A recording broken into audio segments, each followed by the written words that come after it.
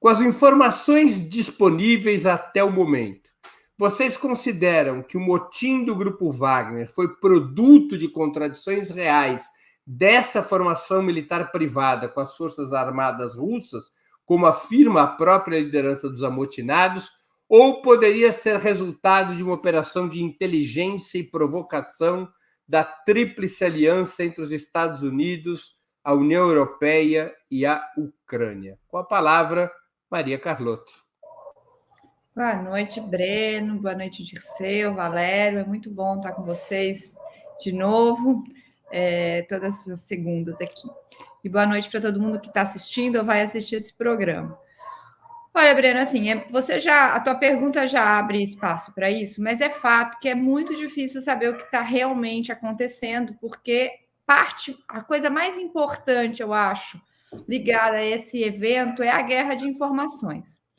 Ou seja, existe uma disputa de como apresentar esse acontecimento, porque isso é decisivo para os próximos passos da guerra. Trocando em miúdos, esse motim, seja ele com o impacto real que tenha tido, as causas reais que tenham tido, o fato é que ele serve para apresentar para a opinião pública ocidental um Putin muito fragilizado, né? Enfrentando desafios reais, inclusive é o título de uma manchete de um jornal americano. Se você passear pelo Boston Globe, pelo Washington Post, vai ver as manchetes todas num esforço de apresentar o Putin muito fragilizado. Por quê? Porque isso fortalece. Veja, isso não estou dizendo que isso é real, estou dizendo que a narrativa é essa, porque isso fortalece os esforços que os países da Tríplice Aliança, como você colocou, especialmente Estados Unidos e países da União Europeia, né, financiem a ofensiva, ou a contraofensiva ucraniana no verão.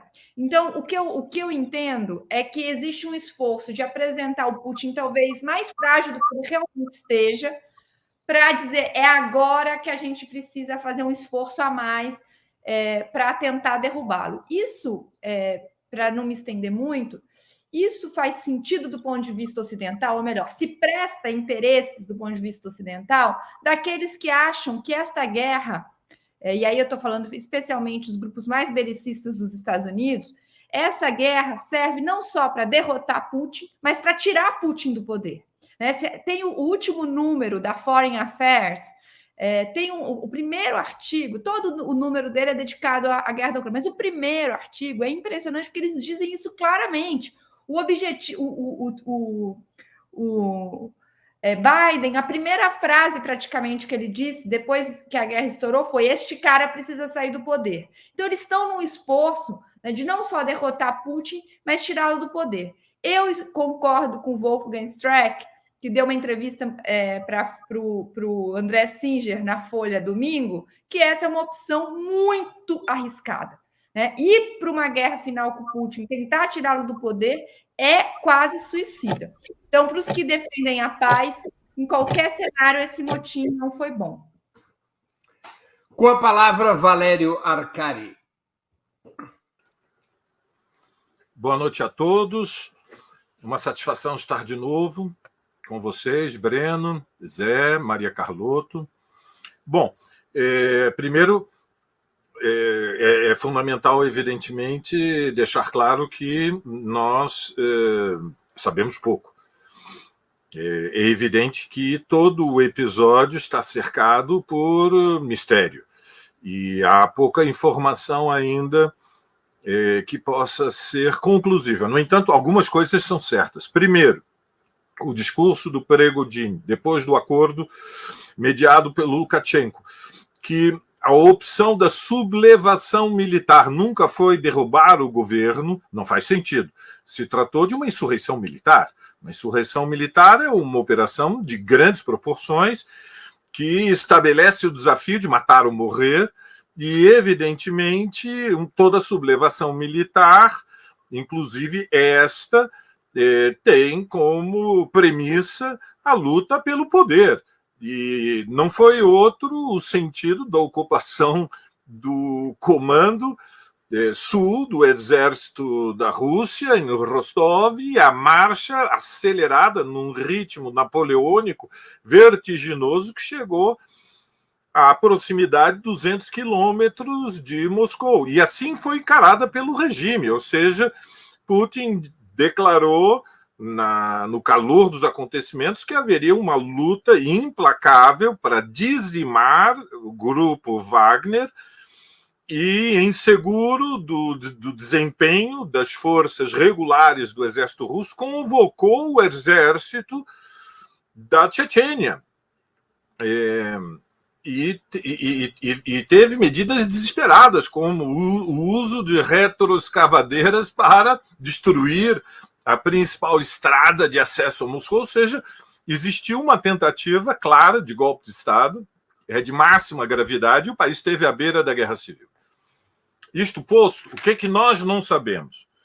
Nós não sabemos as relações do grupo Wagner com a CIA, com o Estado norte-americano. Há poucas informações. A imprensa internacional, eu li no Guardian, reconhece que é muito provável que tenham existido contatos do grupo Wagner com serviços de inteligência da União Europeia e dos Estados Unidos. Eu não duvido, mas é muito pouco conclusivo. Entretanto, faz pouco sentido que seja uma operação da CIA. Ou seja, a reação do governo norte-americano desde o início foi de uma imensa cautela. E como você mesmo anunciou, Breno, na tua pergunta, na sequência, no desenlace do acordo que permitiu um exílio temporário, e seguramente incerto, de Prigozhin em Minsk, na Bielorrússia, e a decisão de retorno das tropas do grupo Wagner para as suas bases, há um acerto, há uma negociação cujos termos são absolutamente incertos, estão ocultos, e prevalece no imperialismo algum grau de alívio diante do que seria a precipitação de uma situação de desgoverno em Moscou. Então, nas condições atuais, nós devemos dizer que o Levante foi derrotado e, portanto, Putin foi vitorioso. Paradoxalmente, portanto, a subversão, a insurreição militar revela fissuras, brechas dentro do campo militar da Rússia, mas, ao mesmo tempo, por enquanto, uma vitória de Putin. Câmbio. José Dirceu com a palavra. De Oliveira e Silva. Muito bem. Vejam bem, boa noite. Primeiro, eu quero lembrar que hoje estamos a 55 anos da Marcha dos 100 Mil, que foi a maior manifestação contra a ditadura militar. A passeata dos 100 mil. Passeata dos 100 Mil, que foi a maior manifestação contra a ditadura militar popular, de classes médias, estudantil, contra a ditadura, liderada pelo nosso companheiro e amigo Vladimir Palmeira, a quem rendo homenagens. Que estive com ele no penúltimo final de semana no Rio de Janeiro, eu encontrei muito bem. Como sempre, lúcido, um grande estrategista, um dos meus gurus. Vamos pela versão russa do nosso presidente Putin, que alguns comentaristas da Globo News chamam de regime sanguinário. Imagina, né? Estados Unidos é um regime democrático, né? Afeganistão, Iraque, Síria. Né? Os americanos se especializaram em derrubar governos, né? Durante toda a sua história. Agora eles não derrubam, eles ocupam e destroem os países. Né? Destruíram 4 países. Né? Que a Síria foi destruída, só não foi ocupada porque o Hezbollah, que é um exército internacional do Irã, e a Rússia defenderam a integridade e soberania da Síria. Não existe soberania e integridade do Iraque, do Afeganistão, da Líbia e da Síria. Existe só da Ucrânia. Então, primeiro isso. Segundo, eu vou pela versão do governo. Certo? Eles fizeram uma vacina. O Grupo Wagner adotou uma vacina porque havia um prazo até 1º de julho para eles se reintegrarem-se ou integrarem-se às forças regulares e deixarem de existir como força privada. Aliás, força privada que os americanos são especialistas em organizar, né?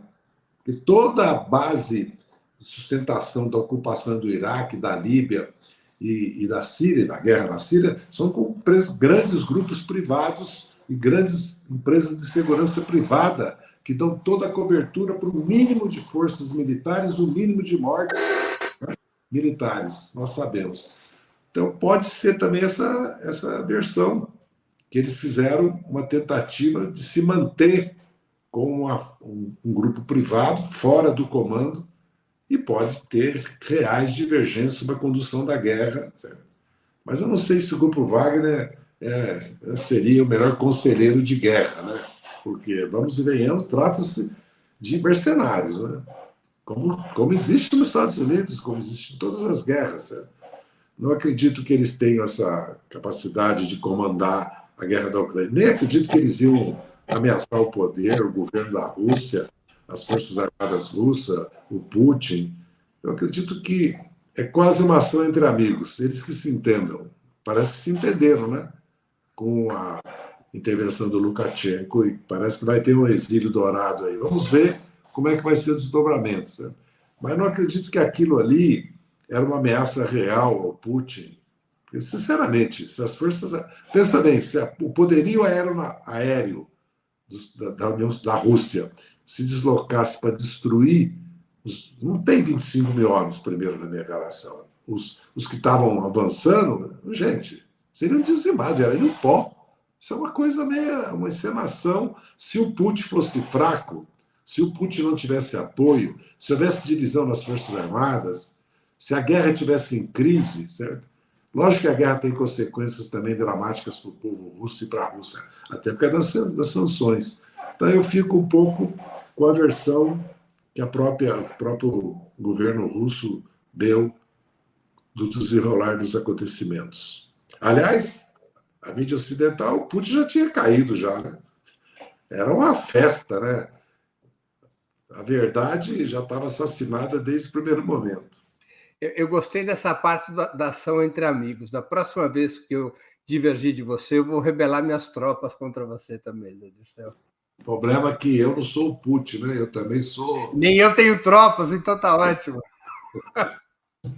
Mas você viu que o Dirceu já se considerou o Putin da história. E o Breno...